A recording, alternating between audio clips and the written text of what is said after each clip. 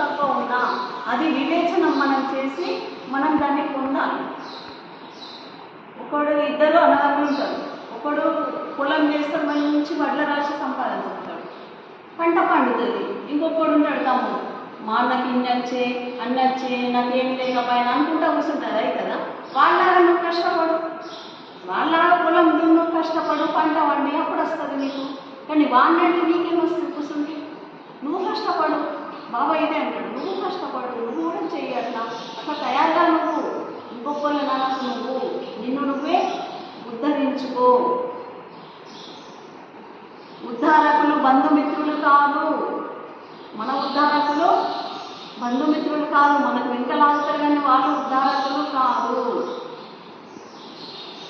నీ శుద్ధ మనస్సే నీకు ఉద్ధారకుడు, నీ మంచి మనస్సే